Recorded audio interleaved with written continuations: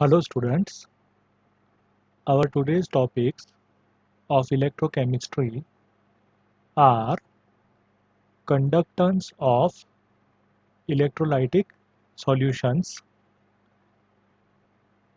measurement of conductivity of ionic solutions, and variation of conductivity and molar conductivity with concentration.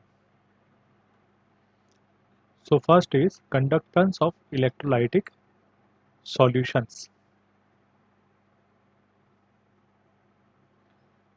So here we will see that electrical resistance R of any object is directly proportional to its length and inversely proportional to its cross-sectional area A. That is, R is directly proportional to L, that is the length of a conductor, and inversely proportional to cross-sectional area, capital A. So R is proportional to L upon A. Or we can write down R equal to rho L upon A.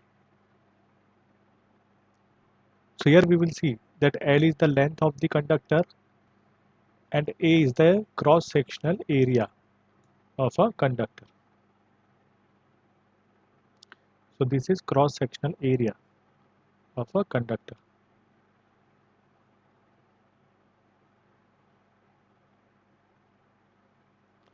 So when we remove the proportionality sign, we put rho. Now what is rho? So rho is the proportionality constant known as resistivity or specific resistance. And the SI unit of rho is ohm meter and is often expressed in ohm centimeter. Now how can we arrive at this unit? So here R equal to rho L upon A is there. If you make resistivity rho as a subject, then it will be equal to Ra upon L. Now unit of R is ohm. If area of cross section is in meter square and length is in meter, then 1 meter will be cancelled. Unit of rho will be ohm meter. Okay. And how will we get ohm centimeter? So instead of area in meter, if area is in centimeter square and length is in centimeter, so in that case 1 centimeter will be cancelled, so another unit will be ohm centimeter. Now how can we define rho, that is resistivity? So here we will see that rho is equal to Ra upon L. Okay, so rho equal to Ra upon L. Now suppose A is 1 meter square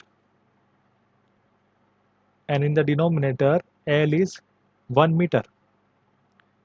So in that case rho will become equal to R. Okay, so rho will become equal to R. So we can say that rho, that is resistivity, is nothing but it is a resistance of a substance when it is 1 meter long and has 1 meter square cross sectional area. Okay, so resistivity rho is the resistance of a substance when it is 1 meter long and has 1 meter square cross sectional area. Now next is conductance. The inverse of resistance is called conductance. N is denoted by capital G.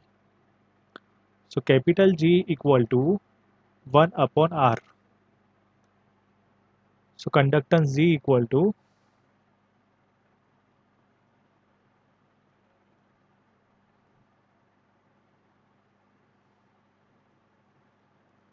1 upon R. So it is a inverse of resistance. Now R equal to rho L upon A is there. R is equal to rho upon A is there.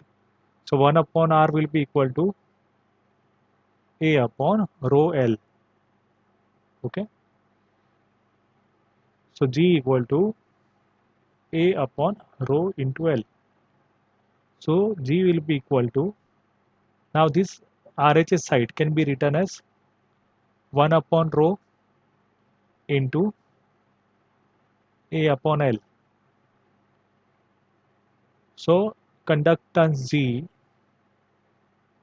is equal to, now instead of 1 upon rho is the resistivity. So 1 upon resistivity is conductivity, and that is denoted by small k. So small k into A upon L. So Ka upon L. So that is the equation of conductivity G, conductance G. Okay. Now what will be the SI unit of capital G or conductance? So here we will see that G is the reciprocal of R. Okay. Now R is the resistance in ohm. Okay. So G will be in terms of ohm inverse. Okay. The reciprocal of ohm is ohm inverse. So the unit of G is ohm inverse. Or it can also be written as, or ohm inverse can also be written as Simon. Okay, capital S. So the SI unit of G, that is conductance, is either Siemens denoted by capital S, or it is ohm inverse. And Simon and ohm inverse, both the units are having same meaning. Now what about K? So G is the conductance. So K is the conductivity. Okay. So K is called conductivity, or it is also called specific conductance. And what is K? So we have written K instead of 1 upon rho. Okay. So that means 1 upon rho is K. Okay. So the reciprocal of resistivity is conductivity. So conductivity, which is denoted by Greek letter kappa, that is small k. Now how can we define conductivity? So if you make k as a subject, okay, if you make k as a subject, so in that case k equal to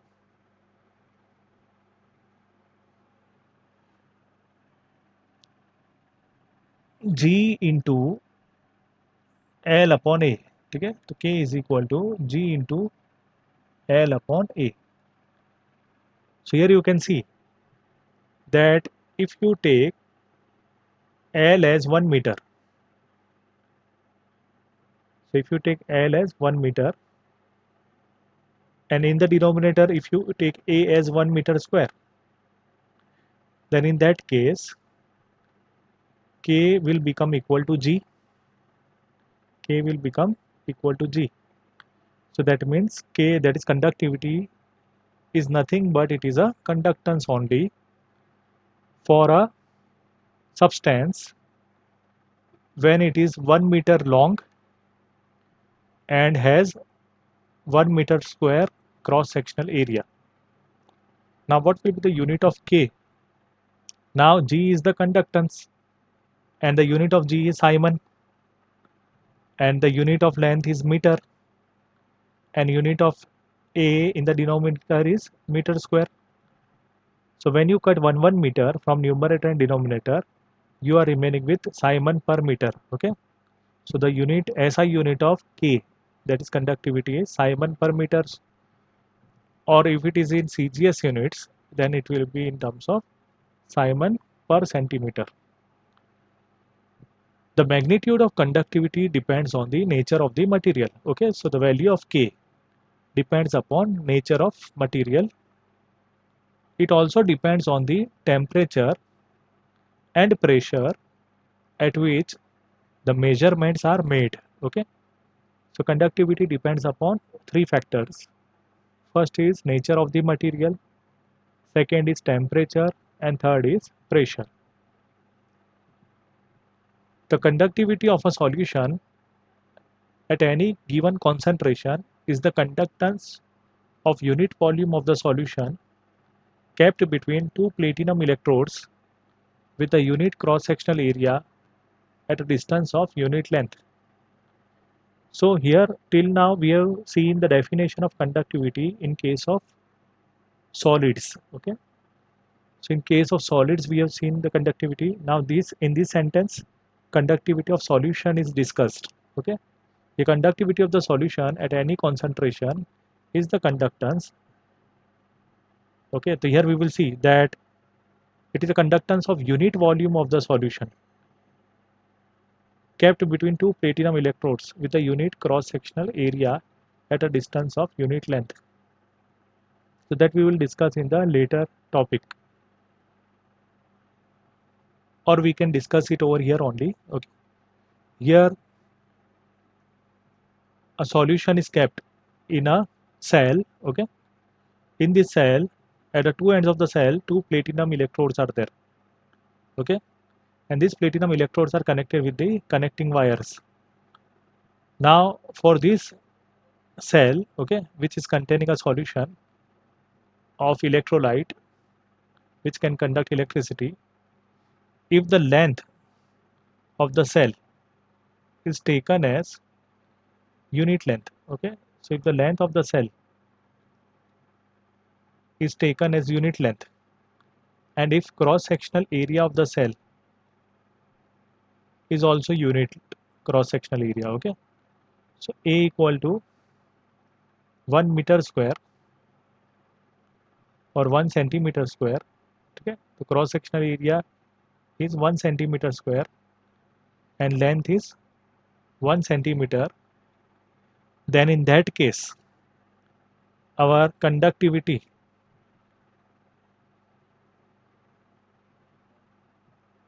K, okay, that depends upon G, that is conductance. Okay, because length and area are unit.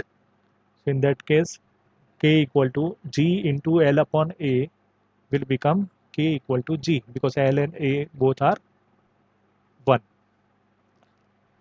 Materials are classified into conductors, insulators and semiconductors depending on the magnitude of their conductivity.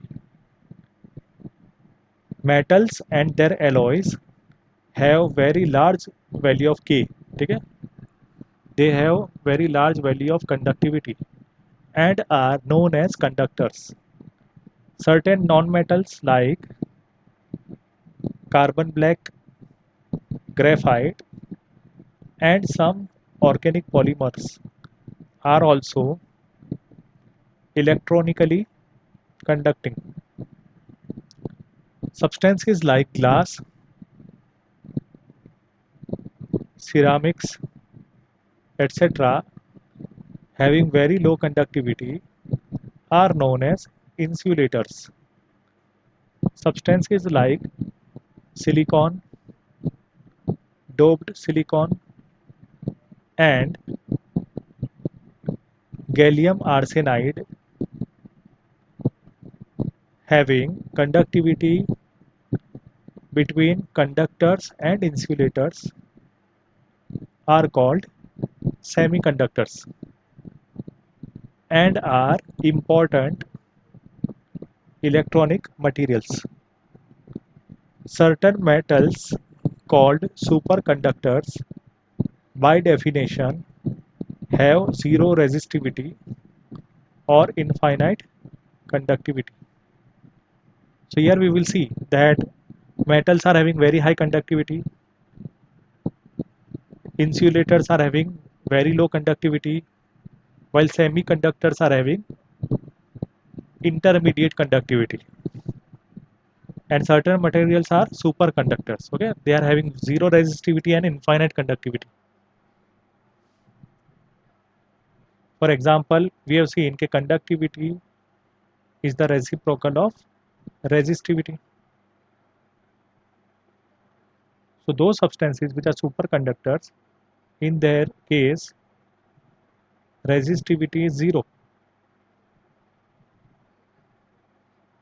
Resistivity is 0 and 1 upon 0 is infinite. So their conductivity K is infinite. Okay. Earlier, only metals and their alloys at very low temperatures between 0 to 15 Kelvin were known to behave as superconductors. So initially only metals and the mixture of metals at a very low temperatures of 0 to 15 Kelvin were considered to be superconductors. But nowadays a number of ceramic materials and mixed oxides are also known to show superconductivity at temperatures as high as 150 Kelvin. So this is very important, okay, for MCQ purposes also.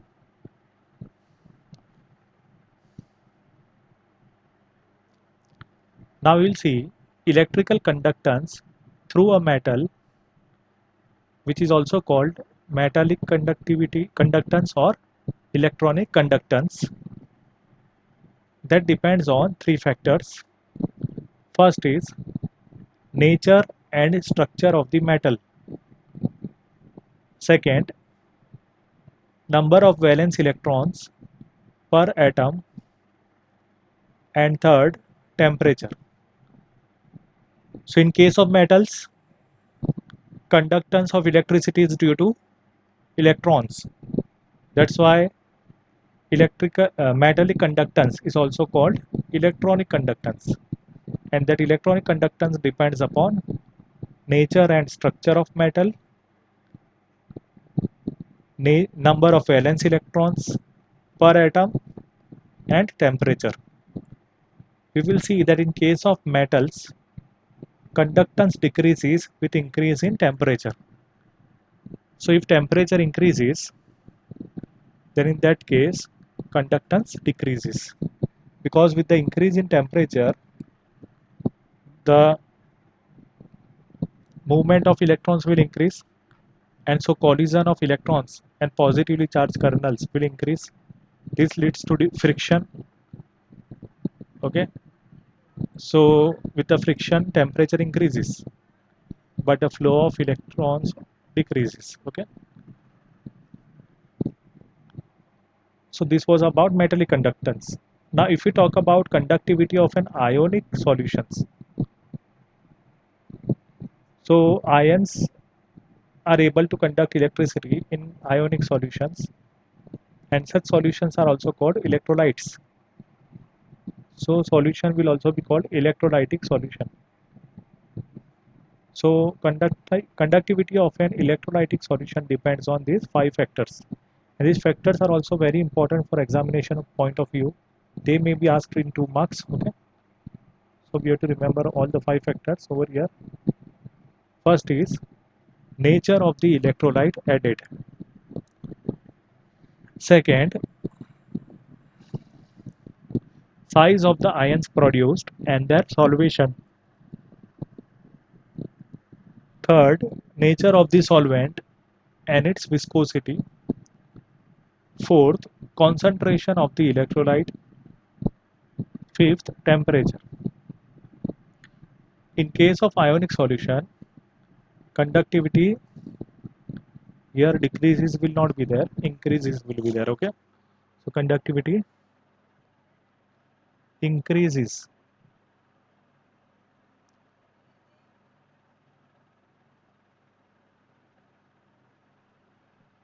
Conductivity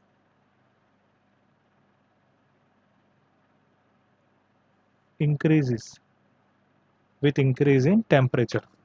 So if we increase the temperature of ionic solution, so in that case ionization will take place rapidly, formation of ions will take rapidly, formation of ions will take place rapidly, and so as well as the movement of ions will also increase, and due to the increase in the movement of ions conductivity also increases. Now next is measurement of the conductivity of ionic solutions.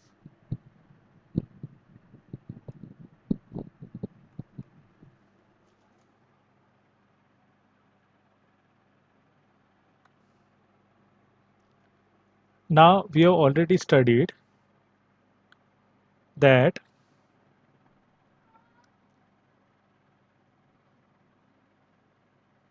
conductance G is equal to rho K, okay, conductance G equal to conductivity K into A upon L, okay, that we already studied.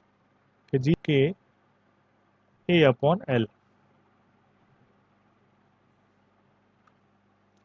And what is G? G is nothing but 1 upon R, okay.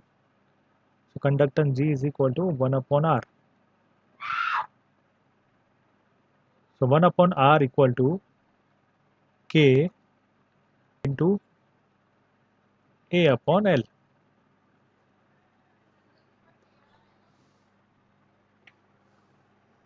So 1 upon R equal to K A upon L.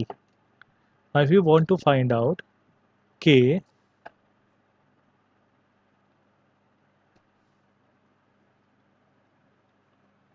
so K equal to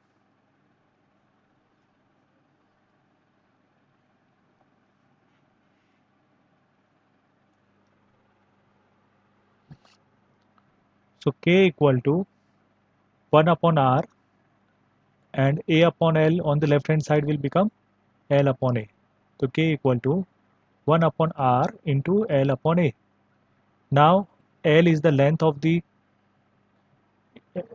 this cell, okay, and A is the cross sectional area of the cell. Now L upon A, this ratio, okay, is together known as cell constant, okay. This L upon A is called cell constant. So that is called cell constant.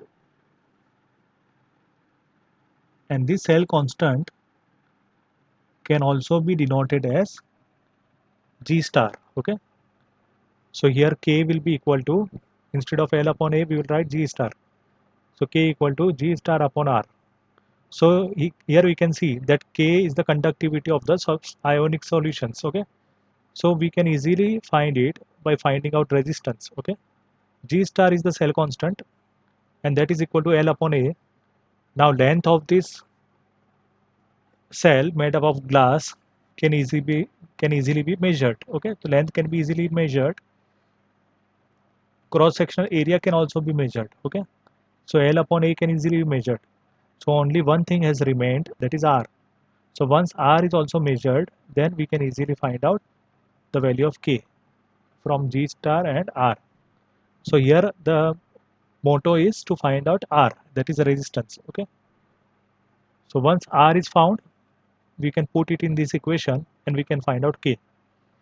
Here we can see that this is one of the type of cell in which we are having a glass tube filled with the electrolyte, for example potassium chloride solution. At the two ends of the solution we are having two platinum electrodes which are connected with the connecting wires. Another way of the cell is this type of cell is also used. Here you can see that in a glass tube at one end the two platinized platinum electrodes are attached, okay, and from the outer side they are connected with connecting wires. So here we will see that an accurate measurement of an unknown resistance, okay, here R is the unknown resistance. Once we find out this unknown resistance, we can find out conductivity. So unknown resistance can be performed on a Wheatstone bridge. However, for measuring the resistance of an ionic solution, we face two problems. Firstly, passing direct current, that is DC current, changes the composition of the solution, okay. If you are passing the DC current, then what will happen?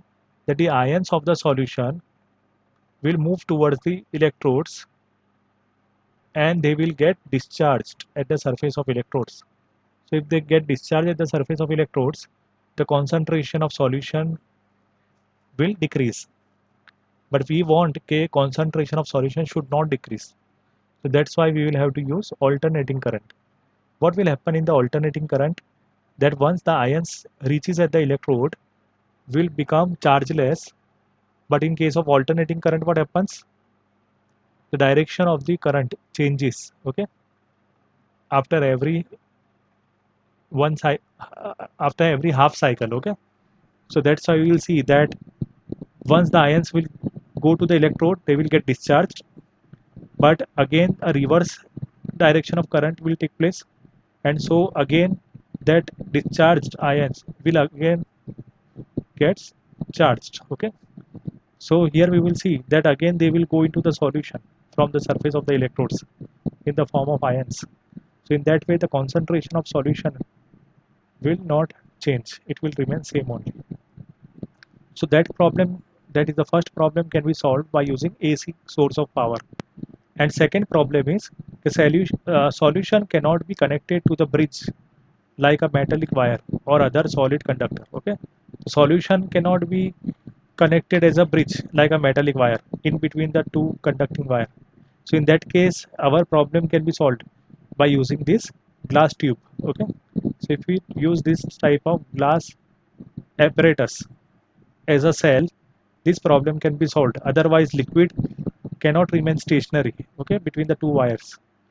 So that's why we have to use a specially designed vessel called conductivity cell, okay.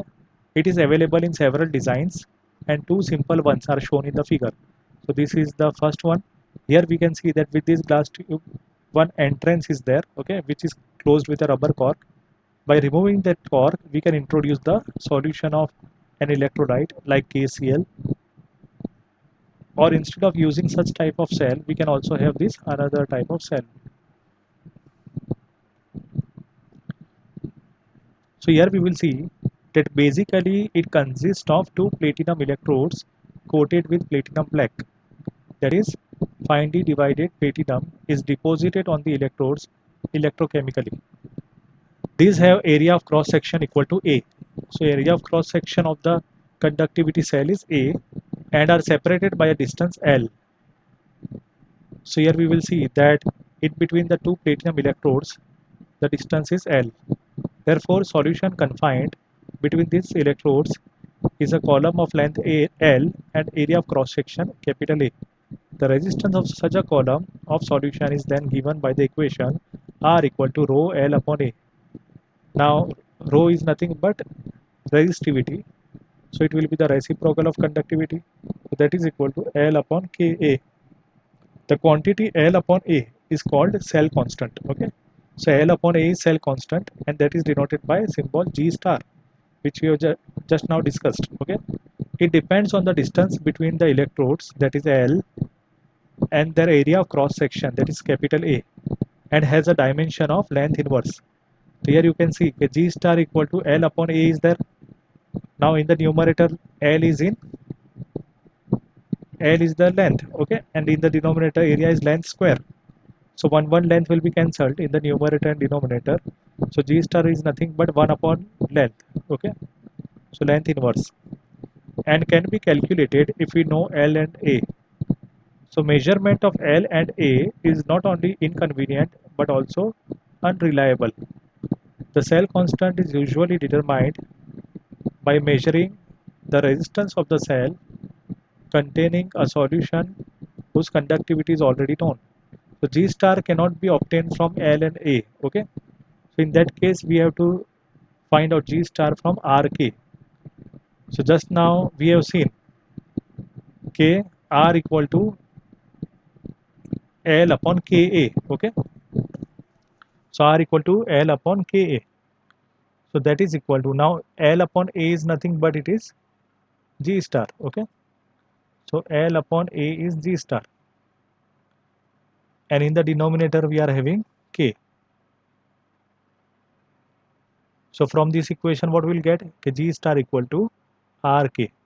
Okay, so G star equal to RK. So once we know the cell constant, once the cell constant is determined, means G star is determined, we can use it to find out either R or K. So once the cell constant is determined, we can use it for measuring the resistance and the conductivity of any solution. The setup for the measurement of the resistance is shown in the figure. Okay, So here we can see a Wheatstone bridge is constructed. Okay, so in Wheatstone bridge what is done? So we are having four resistors, four resistances, okay, in which R2 and R3 are parallel to each other, and R1 and R4 are parallel to each other. Okay, so we will see that these two ends are terminal ends. Okay, this is one terminal end, this is second terminal end. Okay, so here we will see that in between R1 and R2 and in between R3 and R4 a bridge is constructed. Okay, here with the help of conducting wires a bridge is constructed. In between the bridge there is a detector P. Okay, this detector P is used to find out whether all the four arms are called of the Wheatstone bridge. So four arms are there. In one arm we are having a conductivity cell R2.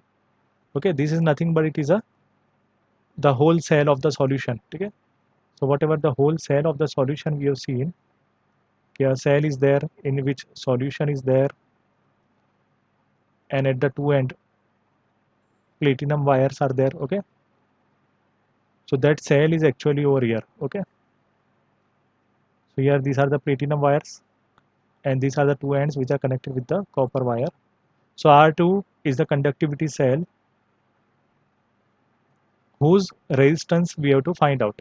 Okay, so R2 is the unknown resistance, R1 is the variable resistance. Okay, so you might have seen in the physics laboratory that we are using a resistance box in which several keys are also there. Okay, so we can take out the keys as per the requirement, and whatever total sum of the resistance is there of the keys which are taken out, okay, that will be the resistance R1. Okay, so here we can see that suppose from the resistance box you have taken out one key from 5 ohm and one. Okay, so if you have taken out two keys then the total resistance will be 15 ohm. Okay, so as per the requirement we can take out the keys from the resistance box. So that means its resistance is variable. That's why resistance is generally shown by zigzag line, and if it is a variable resistance then we are putting an arrow on the zigzag lines that shows that resistance can be changed, while R4 and R3 are the resistances whose values are known. Okay, so these are the known resistances and these are the resistances which are fixed. Now these two terminal points are connected with the AC supply. So here we will see that here headphone is kept which we have to keep nearby our ear, and we have to listen the noise by taking out these R1 keys. Okay, so we have to go on taking out R1 key until you get some noise from this headphone. When you get the noise from the headphone, that means that all the four resistances are now balanced. Okay, so we will see that these two parallel resistance, the multiplication of these two parallel resistance and the multiplication of these two parallel resistances should become equal. Then in that case it will be said that the bridge is balanced. Okay, so here we will see that it consists of two resistances R3 and R4 which are fixed resistances. A variable resistance R1 is there and the conductivity cell having the unknown resistance R2 is there. The Wheatstone bridge is fed by an oscillator O. Okay, so that is a frequency oscillator which is a source of AC power in the audio frequency range of 5T to 5000 Hz, or we can say cycles per second. P is a suitable detector, a headphone or other electronic device, and the bridge is balanced when no current passes through the detector. तो आपको ये देखना है कि detector में से current नहीं पास होगा, at that time the bridge is balanced. तो bridge कब बैलेंस होगा? When any two parallel resistance, the two parallel resistance that is R2 and R3 are having their product. So multiplication of resistances R2 and R3 should become equal to the multiplication of the two parallel resistances R1 and R4. So R2 into R3 should become equal to R1 into R4. At that time no current will flow.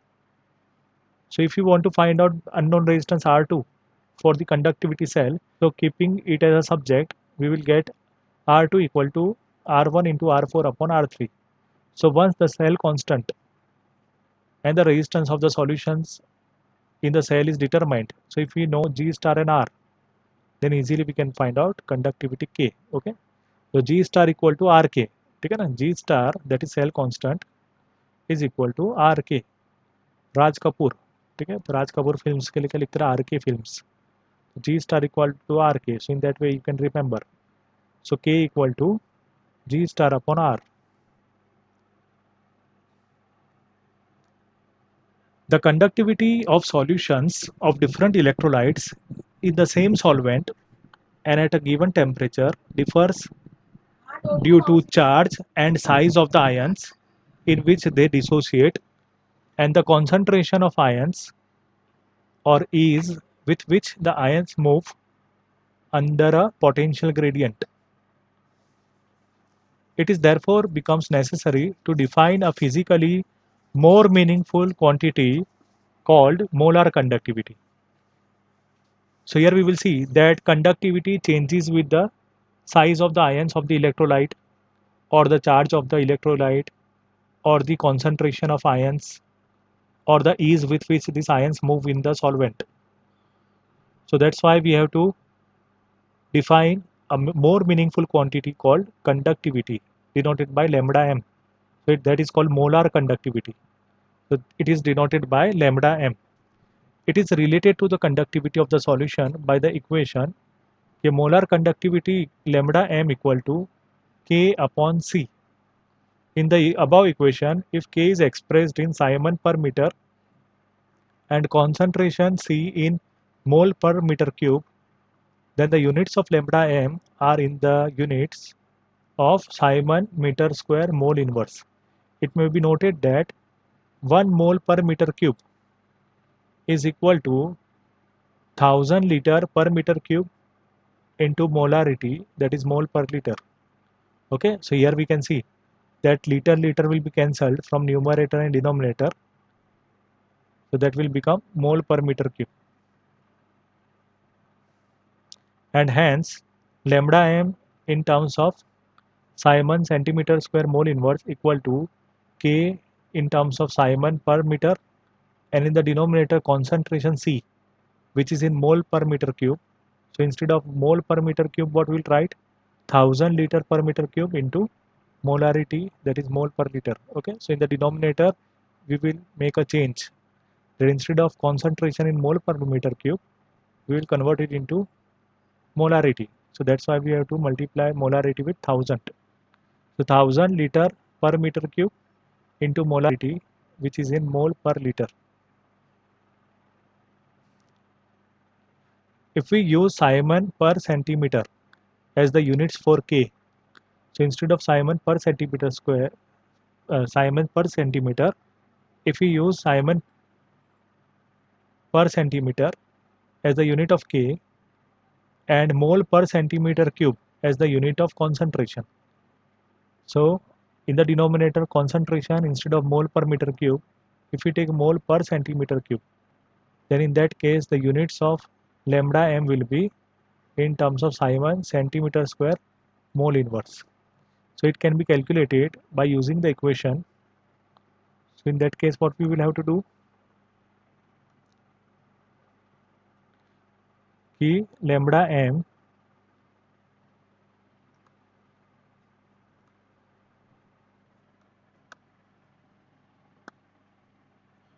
equal to lambda m in terms of Simon centimeter square mole inverse equal to K in terms of Simon per centimeter. Okay, and 1000 liter per meter cube is converted into centimeter liter per centimeter cube. Okay, so that will become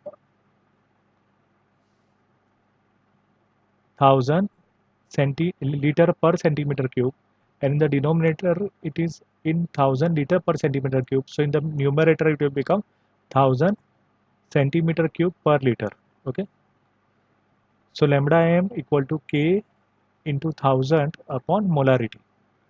So this is the equation which we generally use in the numericals. So you have to remember this equation. K lambda m, that is molar conductivity, is equal to K into 1000 upon molarity. Okay, so molarity is nothing but concentration. So we can write K into 1000 upon C. But when you are writing K into 1000 upon C, so you have to remember that C is molarity. Okay. Now next is variation of conductivity and molar conductivity with concentration. Both conductivity and molar conductivity change with the concentration of the electrolyte. So conductivity always decrease with the decrease in concentration, both for weak and strong electrolytes. Okay, this you have to remember. Conductivity decreases with decrease in concentration. So this can be asked in the exam.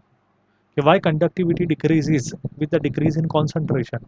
So this can be explained by the fact that the number of ions per unit volume that carry the current in a solution decreases on dilution. Okay.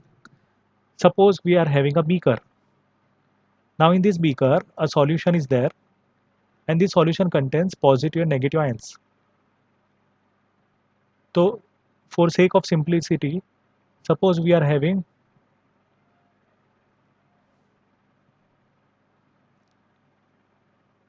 four positive ions and four negative ions in the solution. Okay, so here you can see that suppose this is the per unit volume.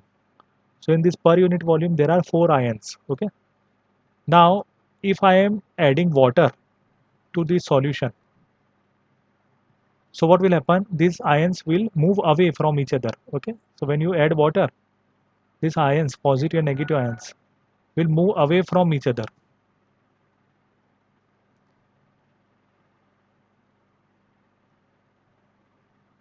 So when they move away from each other, then per unit volume means in the same volume which was before,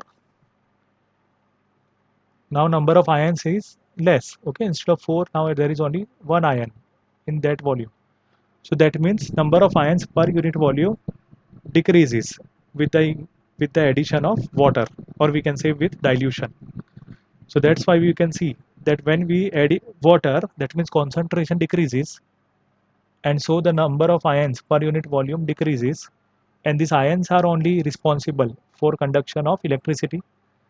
So if number of ions per unit volume decreases, that means conductivity decreases.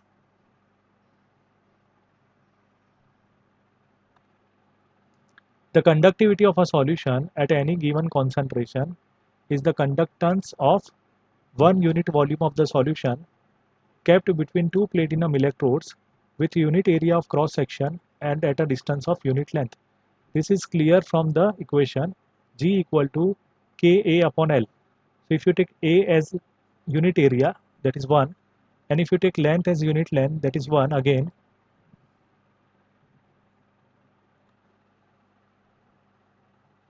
then A, which is unit cross sectional area, and L, which is the unit length, both will get cancelled out. Okay, both is 1 1, both are 1. So in that case, G will be equal to K.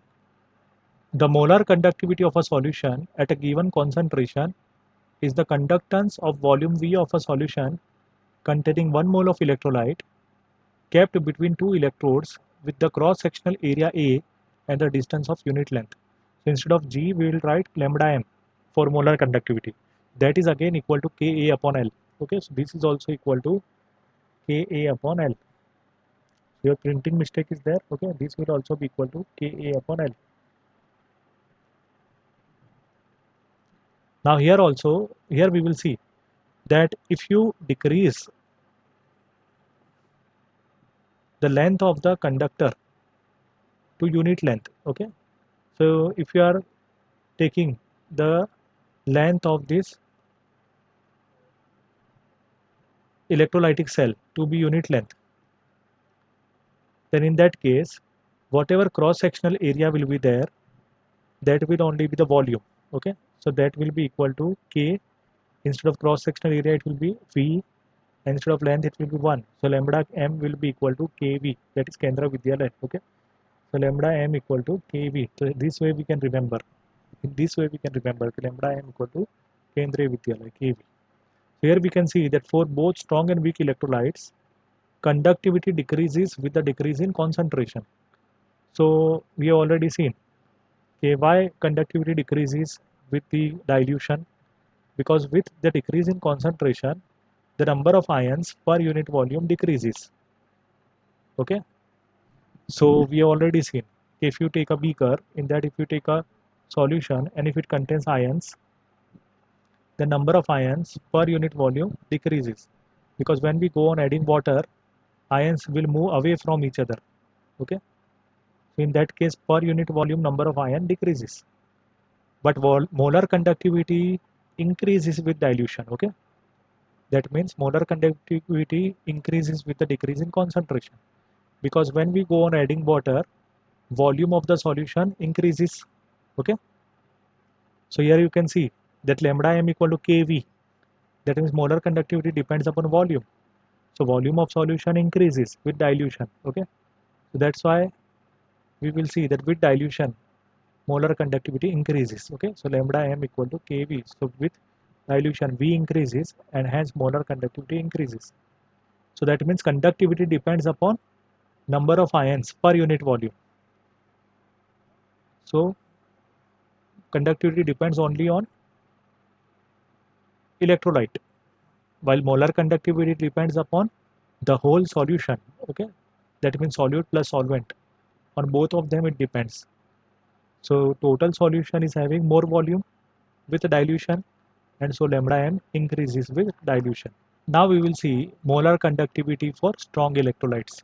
If we take strong electrolytes, means those compounds which ionizes completely in water, for example KCl, so potassium chloride is a strong electrolyte. So in case of strong electrolyte, a graph of lambda m, okay, versus square root of concentration is a straight line. Okay, so for strong electrolyte like KCl, we are getting a straight line. Now the equation is lambda m equal to lambda m naught minus AC raised to half. So that can be related with the y is equal to C plus mx. So on y-axis we are having lambda m, that is molar conductivity in terms of Simon centimeter square mole inverse, and on x-axis we are having square root of C, so that is the square root of mole per liter. Okay, so we will get a straight line, and the slope of the straight line is minus a. Okay, slope is minus a, and intercept C equal to lambda m naught. So wherever this straight line, if you extrapolate this straight line, then wherever it coincides with y-axis, that will be lambda m naught. Okay, so lambda m naught is the intercept or the maximum value of lambda m. So here you can see that here the value of concentration raised to half will be 0, and here it will be having positive values. So that means when lambda m is having the maximum value lambda m naught, when concentration is nearly 0. Okay, that means solution is very dilute. So when very dilute solution is there, at that time molar conductivity is having a maximum value. Okay, and that is lambda m naught. It's called limiting molar conductivity. Okay, so that is called limiting molar conductivity, because beyond that the molar conductivity cannot increase. Okay, so that is the maximum value of molar conductivity. So here we will see that initially the solution is having more concentration on x-axis. Okay, at that time lambda m naught is also less. Square root of C is more and lambda m is less. When you go on adding water in the solution, so concentration goes on decreasing, but lambda m on y-axis goes on increasing. And when a solution is very dilute, means the concentration of ions is very less as compared to the amount of solvent. So at that time the concentration is nearly 0. So at that time lambda m is equal to lambda m naught. So easily from this graph also we can find out lambda m naught, that is limiting molar conductivity in case of strong electrolytes like KCl. Okay, So when concentration approaches zero, the molar conductivity is known as limiting molar conductivity lambda m naught. Scientist Kohlrausch examined lambda m naught values for a number of strong electrolytes and observed certain regularities. He noted that the difference in lambda m naught of the electrolytes NaX and Kx for any x is nearly constant. For example, at 298 Kelvin, so he took Ne2 NaX and Kx having same halogen. Okay. For example, KCl and NaCl. Okay. So the difference of lambda m naught of KCl and NaCl is same as the difference of lambda m naught of KBr and NABr. So halogen you have to keep same only, okay, on both the side of the subtraction. And first we have to take Kx, then we have to take NaX, okay? And that is equal to lambda naught of Ki minus lambda naught of Nai. And all the three differences is equal to 23.4 Simon centimeter square mode inverse. This you have to remember for MCQs. And similarly, it was found that, okay, if you take metal as same but halogen different, okay, like lambda naught of NABr minus lambda m naught of NaCl, then that is equal to lambda m naught of KBr minus lambda m naught of KCl, and that is equal to 1.8 Simon centimeter square mode inverse. These two values you have to remember for MCQs. Now next is Kohlrausch law of independent migration of ions. This law states that the limiting molar conductivity of an electrolyte can be represented as the sum of the individual contributions of its anions and cations. So if lambda naught Na plus is the limiting molar conductivity of Na plus ions, and lambda naught Cl minus is the limiting molar conductivity of Cl minus ions, and if capital lambda m naught, okay, these are the small lambda and this is capital lambda, so capital lambda m naught NaCl, that is the limiting molar conductivity of NaCl, then in that case the limiting molar conductivity of NaCl will be equal to sum of the limiting molar conductivities, okay, naught means limiting and lambda means molar conductivity. So limiting, so it is the sum of the limiting molar conductivities of individual contributions of cations and anions. Now in the entire solution, there is no single Na plus or single Cl minus, okay. There will be several number of Na plus ions and several number of Cl minus ions. So in that case, the lambda naught of Na plus, that is the limiting molar conductivity of single Na plus, should be multiplied with the number of Na plus, okay. So here V plus is the number of Na plus and lambda naught plus is the limiting molar conductivity of single Na plus. So when you multiply the limiting molar conductivity of single Na plus with the total number of Na plus, that will give you the limiting molar conductivity of the total cations. Plus similarly for Cl minus also, this is the lambda naught for one Cl minus, okay. So that we have to multiply with the number of Cl minus. So that will be the total limiting molar conductivity of Cl minus, and the sum of the two will give you the limiting molar conductivity of the entire solution. Now molar conductivity of weak electrolytes. So lambda m naught for weak electrolytes is obtained by using Kohlrausch law of independent migration of ions. Now here you have to remember that in case of strong electrolytes, we are having a graph of lambda m and C half as a straight line, which we have seen just now for KCl. But in case of weak electrolytes such as acetic acid, the graph of lambda m and C half is not a straight line, okay, but it is a curve, and that curve do not coincide y-axis. That means you are not going to get the value of lambda m naught from the graph. So in that case, the limiting molar conductivity of weak electrolytes can be obtained from Kohlrausch law. Okay, so Kohlrausch law of independent migration of ions becomes helpful for us to find out the limiting molar conductivity of weak electrolytes. If alpha is the degree of dissociation of any weak electrolyte such as acetic acid, then alpha is equal to lambda m upon lambda m naught. So this is the equation you have to remember for numericals. Alpha equal to lambda m upon lambda m naught. So here you can see that if you take lambda m, that is in terms of Simon centimeter square mole inverse, on y-axis and square root of c on x-axis, you are getting a curve. So you can see that this curve first slowly increases with dilution of the solution, then gradually increases, and thereafter this curve becomes a straight line parallel to y-axis. So that means this straight line is not going to cut y-axis, so we cannot find lambda m naught. Okay, so in that case we can find out lambda m naught from Colrose law. Now if you want to find out Ka, that is dissociation constant of acid for a weak electrolyte, then that is equal to alpha square C upon 1 minus alpha. So in that we have to take alpha as lambda m upon lambda m naught. Okay. So here you can see that Ka equal to alpha square C upon 1 minus alpha, and that is equal to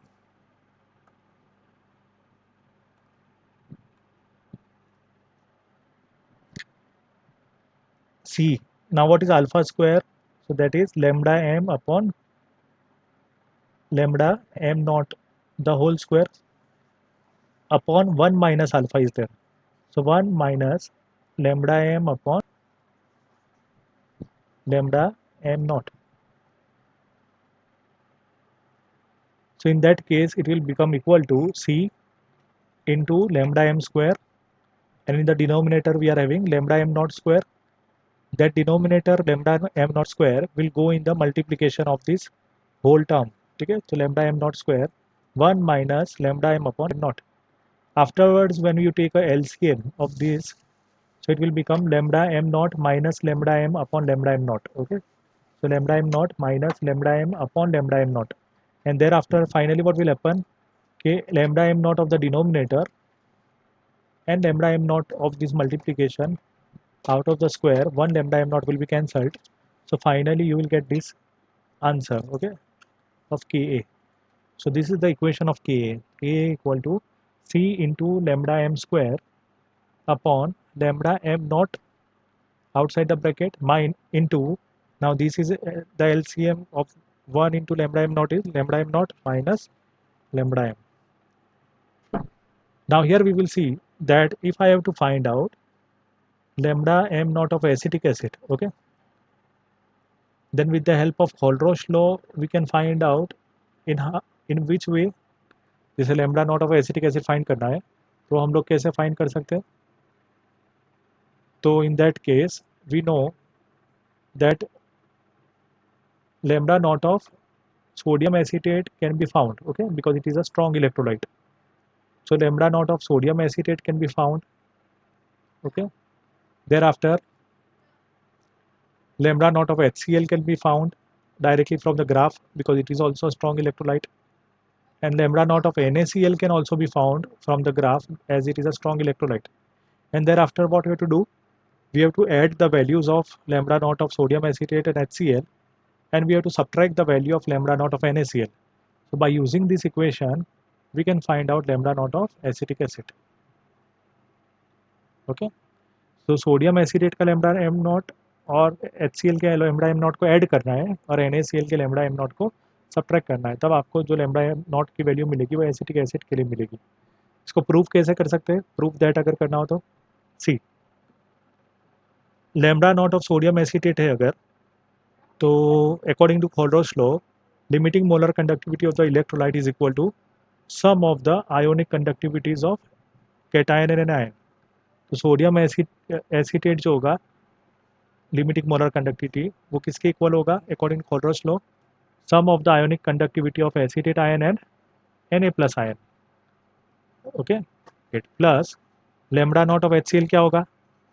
so that will be equal to lambda naught of H plus lambda naught of Cl minus, then minus, then lambda naught of NaCl will be lambda naught of Na plus lambda naught of Cl minus. अब यहाँ पे क्या होगा? lambda naught of Na plus value and the lambda naught Na plus minus value, both will be cancelled, okay. Similarly plus lambda naught of Cl minus, and when we open this bracket this plus will become minus, ठीक है ना, because minus plus minus, so this lambda naught Cl minus will be negative, so both will be cancelled. So ultimately what are we remaining with? Lambda naught of acetate ion and lambda naught of H plus, and in between we are having plus. So we can see that lambda naught of acetic acid is nothing but it is the sum of lambda naught of acetate ion and lambda naught of H plus ion, and that is only we are getting. So that shows, okay, if you take these three values from the graph of the strong electrolytes, respective strong electrolytes, and thereafter when you do algebraic addition and subtraction, then finally you are going to get the answer of the lambda naught of weak electrolyte. So this is the way how we can obtain the limiting molar conductivity of weak electrolyte indirectly from the limiting molar conductivity of strong electrolytes. That's all for today.